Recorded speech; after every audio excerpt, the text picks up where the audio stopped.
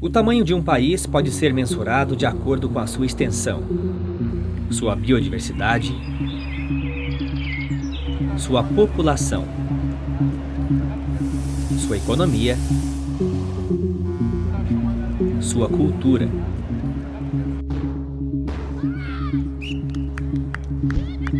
Dimensões que revelam a grandeza de uma nação.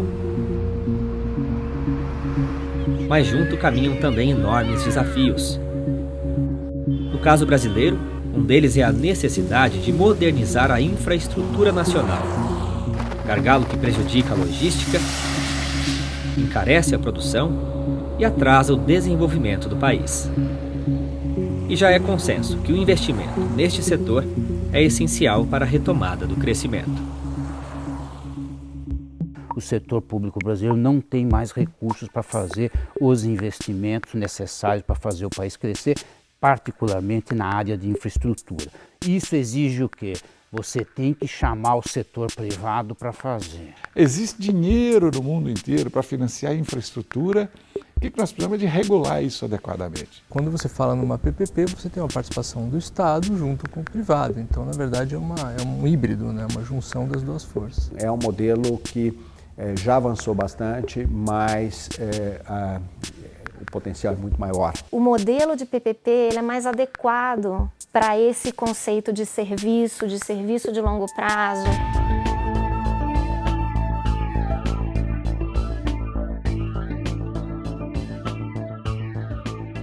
Entre 95 e 2003, a gente fez um dos programas de desestatização mais extensos do mundo. Dentro desse programa, diversos dos contratos que foram realizados eram contratos de concessão. A gente tem uma experiência consolidada desde a década de 90 sobre contratos de longo prazo entre poder público e iniciativa privada. E a PPP é uma espécie desse tipo de contrato. Então, do ponto de vista de avaliar se o país, o cidadão, as empresas estão confortáveis com um modelo de contratação pública que envolve se relacionar com o mercado no longo prazo, eu acho que sim. O que você teve no Brasil é uma tendência do Estado querer fazer tudo, tá certo? Então toda a parte de execução se pensa muito que o Estado tem que participar e tem um pouco esse preconceito contra a participação privada, se fala em privatização, então você tem esse tipo de entrave, né? Mas quando você fala numa PPP, você está dizendo que você tem uma participação do Estado junto com o privado, então na verdade é um híbrido, né? Uma junção das duas forças. E as concessões, elas surgem num contexto de necessidade de investimento, mas indisponibilidade de recursos por parte do Estado. Então elas vêm como um instrumento, uma possibilidade de fato de você conseguir concretizar aquilo que é tão necessário para a população, mas que o Estado sozinho talvez não conseguisse fazer. Quando o governo ele se capitaliza ou ele dispõe de recursos, me parece natural que a decisão seja: deixa eu compartilhar com esse usuário, se eu dispuser dos recursos necessários para isso, para que não fique oneroso demais para ele. Então eu como que divido a conta com o usuário. No passado, você teve um afã de querer regular o retorno das concessões, das PPPs, etc., de tabelar o retorno dos investidores, isso afugenta muito. Se você vai na outra lógica, que é abrir um projeto, né, abrir isso para um leilão, convidar o pessoal para participar e dar o total de garantia para eles, ou reduzir esse risco regulatório, o que vai acontecer é que você vai ter provavelmente mais competição.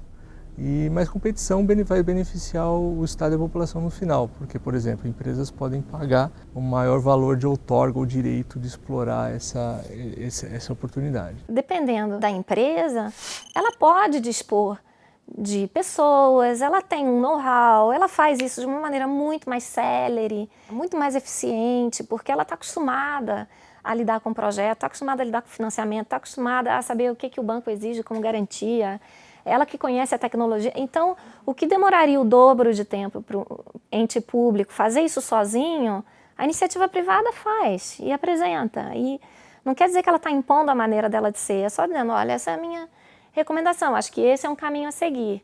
E aí o ente público fica livre para decidir se é ou não, mas eu acho que é um exemplo de parceria que pode funcionar muito bem. O mundo viveu uma fase de crescimento econômico muito grande, né, no início dos anos 2000, né, no primeiro mandato do presidente Lula em particular, né. Naquele momento ali, no primeiro mandato, e talvez até no início do segundo mandato, o Brasil teve uma grande oportunidade de atrair investidores para a infraestrutura, né. O governo resolveu, em determinado momento, retomar isso, né. Por que resolveu retomar? Porque o país parou de crescer. O país parou de crescer e o governo percebeu, né, tardiamente, né, que era fundamental você reativar essa questão de serviços públicos por dois motivos, né. Primeiro, para voltar a ter crescimento econômico, né. E segundo, para realmente melhorar a qualidade desses serviços que continuam sendo muito precários no Brasil, né? Aeroporto, a estrada. E aí você teve o programa, o PIO-1, né? Quando o PIO fase 1 foi divulgado em agosto de 2012, se eu não me engano, havia um cronograma. E é por isso que a gente diz que ele não foi cumprido, né? Porque o governo federal publicou um cronograma que em alguns projetos não foi cumprido. Da primeira fase é um pouco de testar modelos mais heterodoxos e que colocavam um desafio adicional de gerar suficiente atratividade, suficiente conforto, passar uma ideia de segurança jurídica, de viabilidade econômica para o setor privado. Então se partiu talvez de um modelo em que a ideia de reequilíbrio, de alocação de riscos e de reequilíbrio econômico-financeiro, de definição de indicadores de desempenho que vão se conectar com critérios de remuneração variável do concessionário, eram todos temas que tomaram a agenda, uma boa parte da agenda da primeira fase e significaram um desafio para desenhar um modelo que fazia sentido. O que faltou, eu vejo no PIO 1 e no PIO 2, de um lado é você mostrar, olha, eu vou ter um crescimento da economia de tanto, vou ter cargas de tonelagem tanto, o que vai ser pela carga aérea, marítima, ferroviária, como é que é tudo isso? Porque essas coisas têm uma que se falar com as outras. Eu não posso olhar as concessões e as PPPs como se olha hoje verticalmente, porque elas têm sinergias muito grandes, quase tudo tem uma sinergia muito grande. Então acho que boa parte deu errado, porque às vezes tem a questão do aspecto macro, tem a questão também de você saber como é que se financia isso. O financiamento continua sendo um problema.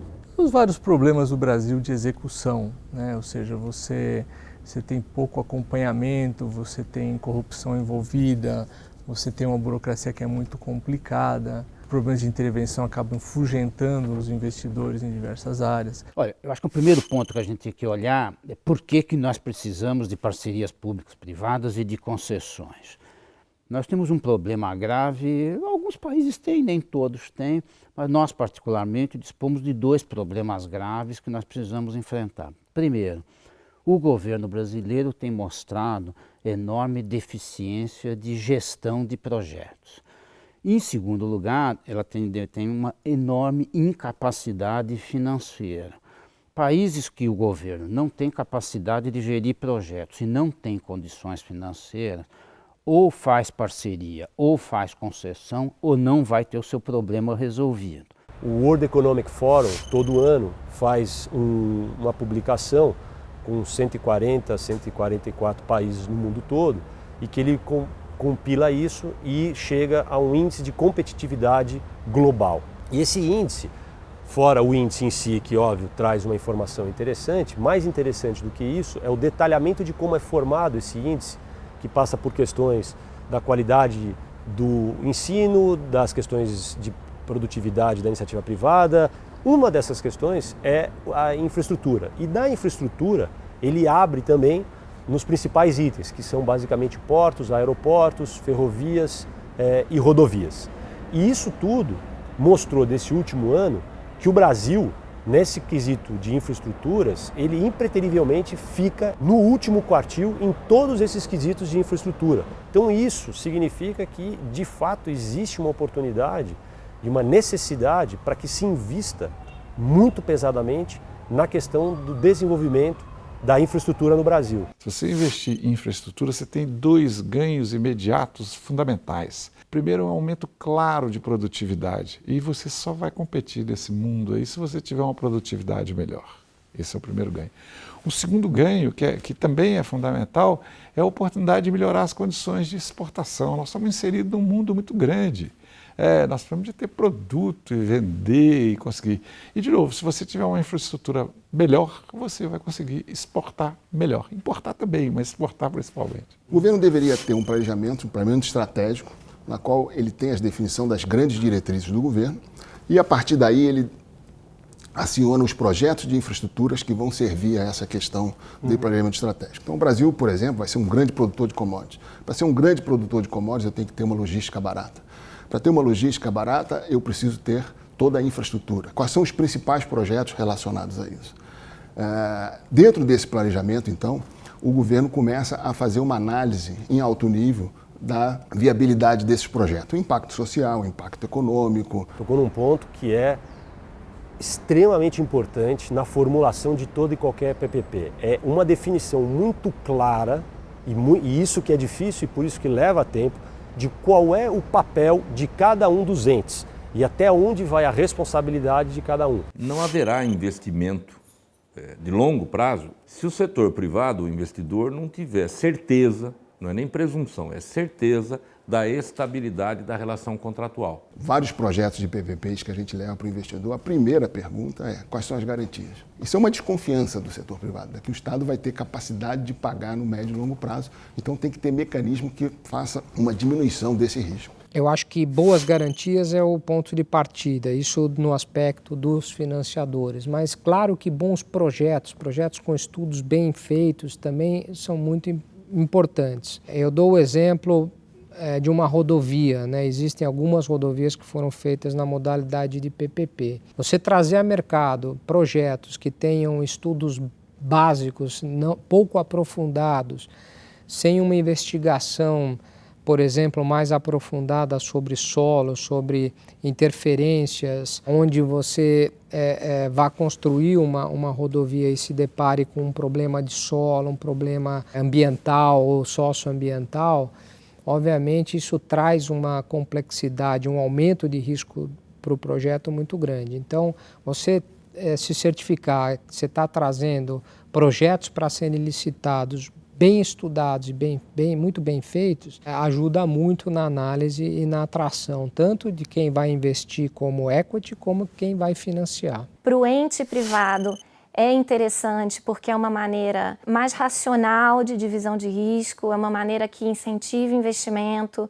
você olha o contrato como serviço e não como venda, e o modelo de PPP ele é mais adequado para esse conceito de serviço de longo prazo, onde o município, ao mesmo tempo que tem recursos para investir, ele também quer reter uma parte do direito dele de fiscalizar, de ter certeza de que aquele serviço está sendo prestado de maneira adequada. Entrar num contrato de longo prazo demanda um grupo empresarial que sabe gerir riscos do projeto e quer, digamos assim, dar uma proposta para entregar o projeto. Isso não é todo mundo que consegue fazer. A gente tem no Brasil dezenas de empresas de construção que a gente poderia chamar de médias e que ainda não se engajaram plenamente em contratos de longo prazo com o poder público. Então eu acho que no curto prazo o que deve ser feito pelo poder público é tentar cada vez mais engajar essas empresas nesses projetos e talvez não mais apostar nos projetos de bilhões de investimentos, projetos com um investimento estimado menor,